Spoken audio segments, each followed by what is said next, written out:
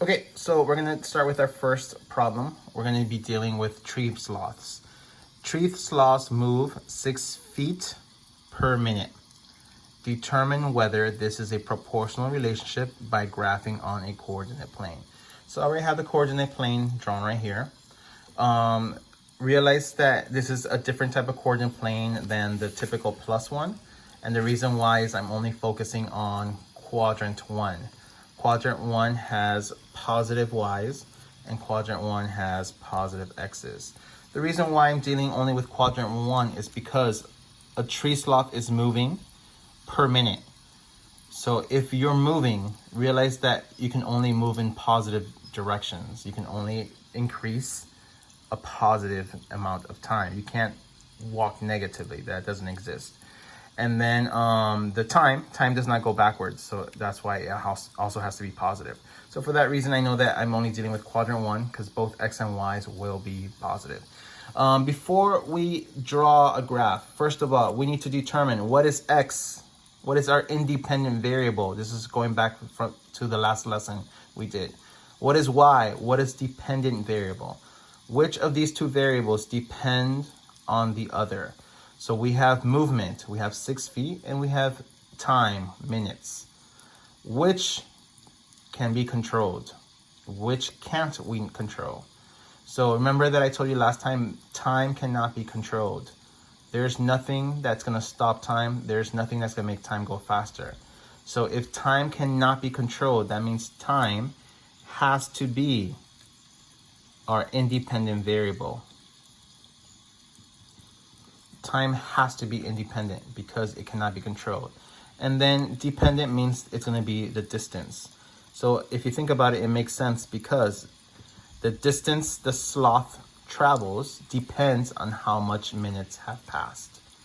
So that's why we know that time is independent and distance is dependent. So now that we know where our x and y's, we're going to make it easy because that means that we can graph our x and y values. So what I'm going to do is I'm going to put time where x is. That's going to be minutes. And I'm going to put distance in feet as our y. So we're going to fill in the chart and that way we can graph our first graph. So time, give me 5 easy numbers. Also remember that in order for it to be proportional, it must be a straight line, but it also must cross the origin. It has to be 0, 0. It has to pass through that point.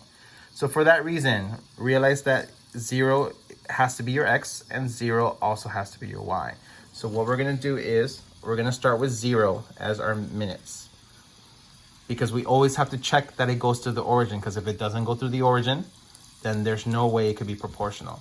And then we're gonna pick other numbers, make it easy for you. So starting with 0, always start with 0, then go the next easy numbers, which are 1, 2, 3, 4. Now it says the tree sloth travels 6 feet every minute. So every minute that passes is 6 more feet. Guys, if 0 minutes have passed, if no time has passed, has your tree sloth moved at all? I'm gonna repeat.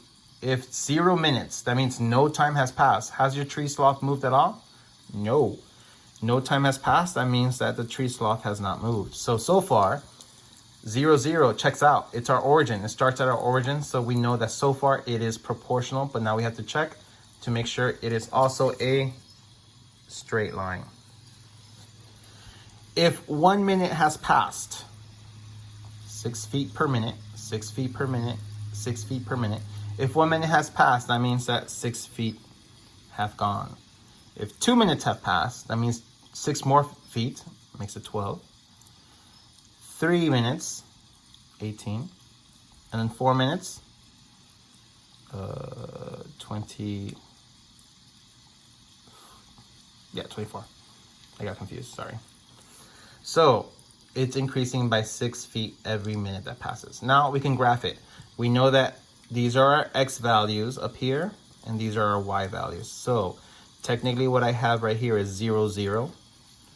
Oh, before we do that, let's label our graphs. I'm a stickler for this. Please label your graphs. We have that's just my y-axis. We have that this is my x-axis. So if we look at x's, it goes all the way to 4. So I'm gonna go 0, 1, 2, 3, 4, 5, 6. And what does that measure? That measures time. This is very important. You must label your graphs. Don't just give me an empty graph. Now, we have distance going all the way to 24, so let's count by 2s. 2, 4, 6, 8, 10, 12, 14, 16, 18, 20, 22, 24. And then this measures distance.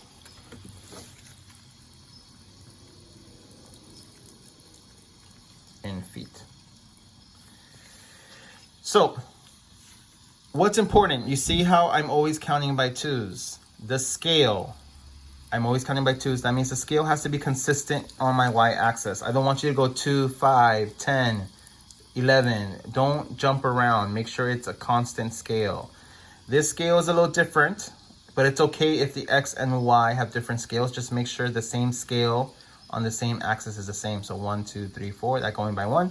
2, 4, that's going by 2s. So it's consistent on both of them. So now all you have to do is graph.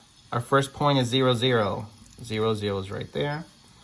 Then we have 1, 6. So you have to go into the elevator. First number, go into the elevator before you go to the 6th floor. Remember, y means up or down. X means left or right. We have 212, so we have to go into the elevator before we go to the 12th floor. We have 318, go into the elevator, 3, before we go to the 18th floor. And then 424, go into the elevator before you go up the 24th floor.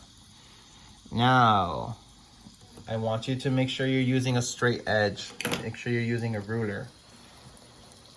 If you don't have a ruler, anything with a straight edge will work. So I'm gonna use this because I couldn't find a ruler. So we have to determine if it's a straight line. When I see if it connects. And there you go. That is my graph. Now, is this proportional? Is it a straight line? Yes.